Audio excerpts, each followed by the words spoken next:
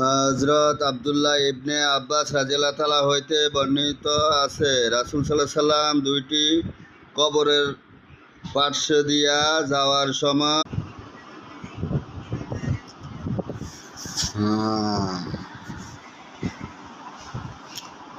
হযরত আব্দুল্লাহ রহমান ইবনে গানাম রাদিয়াল্লাহু তাআলা হইতে বর্ণিত আছে, রাসূল সাল্লাল্লাহু আলাইহি সাল্লাম বলিয়াছেন, যাহাদের দেখিয়া আল্লাহ তাআলাকে স্মরণ হয়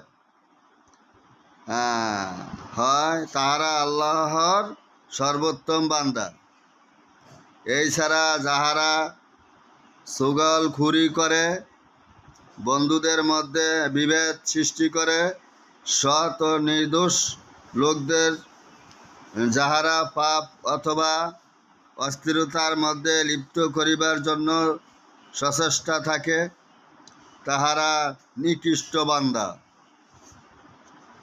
হযরত আব্দুল্লাহ ইবনে আব্বাস রাদিয়াল্লাহু তাআলা হইতে বর্ণিত আছে, রাসূল সাল্লাল্লাহু আলাইহি সাল্লাম দুইটি কবরের পার্শ্বে দিয়া যাওয়ার সময় বলিলেন, এই দুইটি কবরে আযাব হইতেছে, তবে বড় কোনো পাপের কারণে নহে, বরং তাহাদের একজন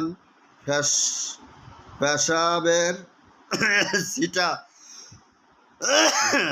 সিটা আত্মরক্ষা করিত না, অন্যজন চুগলখুরি করিত।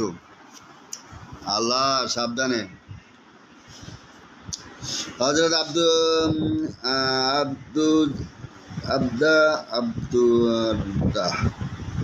হযরত আবু দারদা রাদিয়াল্লাহু তাআলা বর্ণনা করেন, রাসূল সাল্লাল্লাহু আলাইহি সাল্লাম বলিয়াছেন, যাহারা অন্যদের বেশি করিয়া অভিশাপ দেয়, তাহারা কিয়ামতের দিন সুপারিশকারী এবং আম্বিয়ায়ে কেরামের তাবলীগের সাক্ষী হইতে পরিবে না। হযরত সাবেত ইবনে জাহাক রাদিয়াল্লাহু তাআলা বর্ণনা করেন, রাসূল সাল্লাল্লাহু আলাইহি সাল্লাম বলিয়াছেন, কোন মুমিনকে অভিশাপ দেওয়া তাহাকে হত্যা করিবার মতো অন্যায়। সবাই সতর্ক থাকবেন, সবাই সতর্কভাবে চলবেন। অভিশাপ দেওয়া যাবে না বান্দাকে।